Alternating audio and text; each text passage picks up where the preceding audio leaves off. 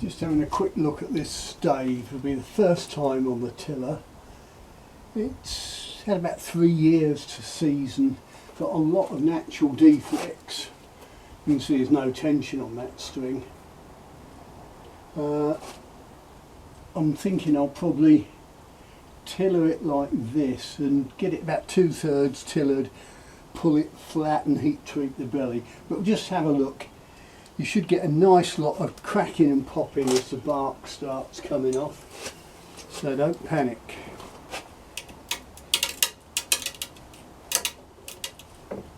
I'm looking for about £70, so you can see there's 75, so there's plenty of meat in that stave.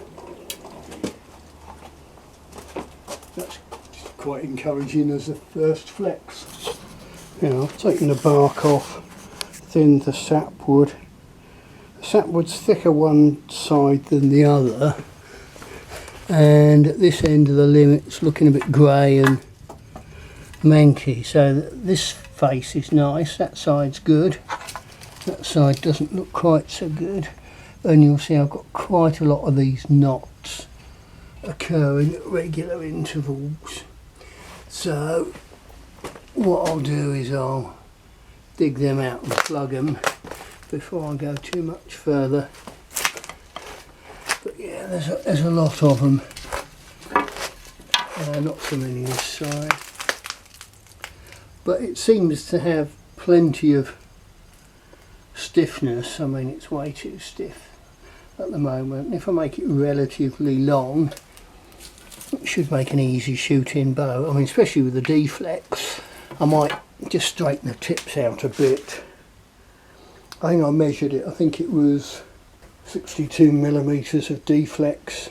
So if I put it with the tips on the floor, the gap between the floor and the belly of the bow's 62mm, which is a good way of sort of measuring it to see how much the set is as I progress through the time.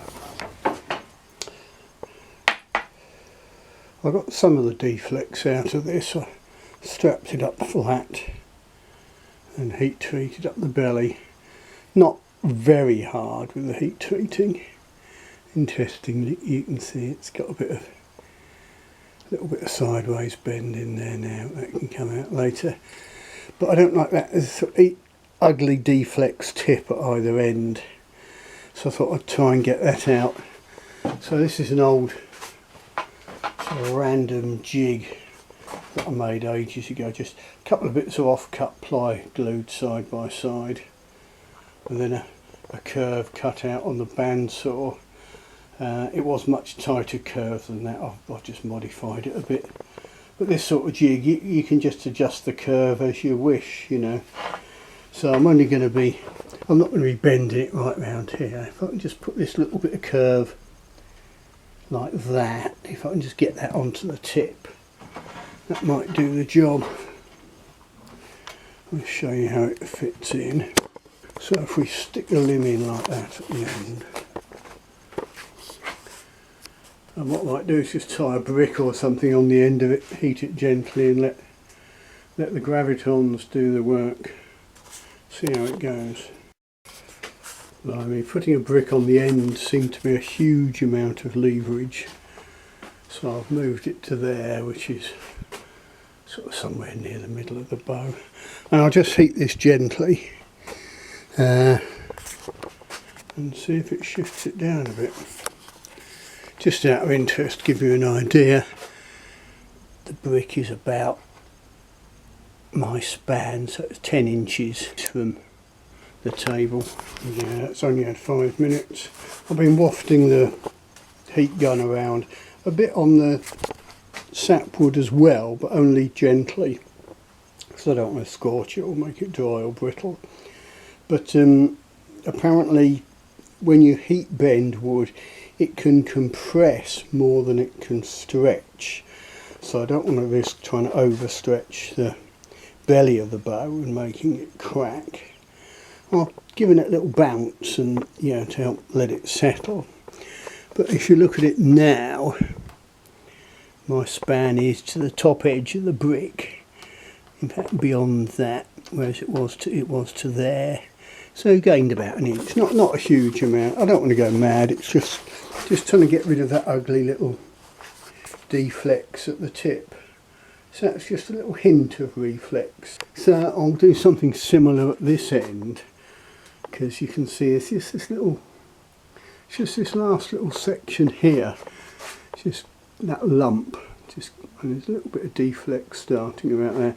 So I'll do something similar that side, but I'll leave it to cool down here, because it may just relax in a bit more.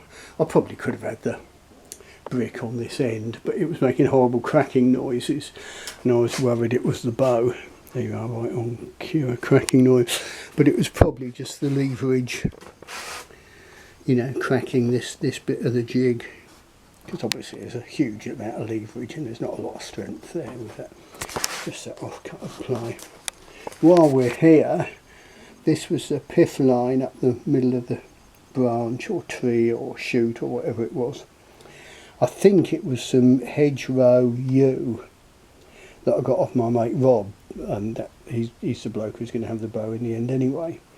So it's relatively small diameter, but where they trim hedgerows, you'll get a bunch of shoots all coming up close together side by side.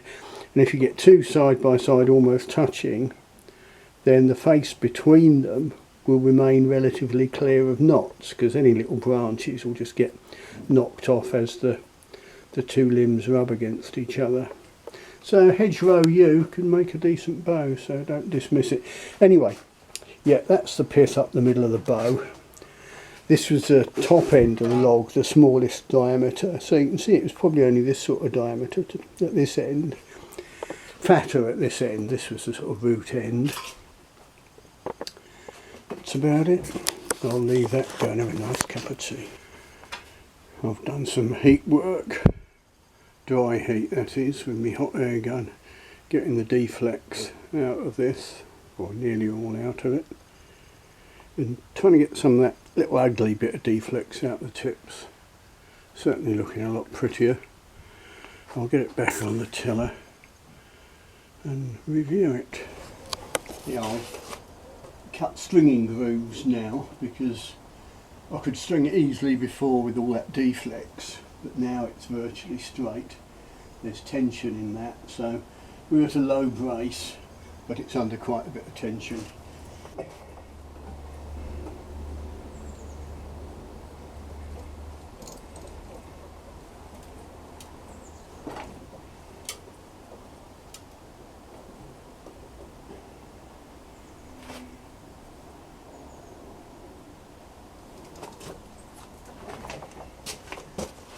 At 70, it's about 21. I need to readjust the scale from that last work I did. There are a few little ticks and cracks and pops, so I'm not sure what was going on there. I'll have a good old look at it, review the video, and then start working again, trying to get it coming back further.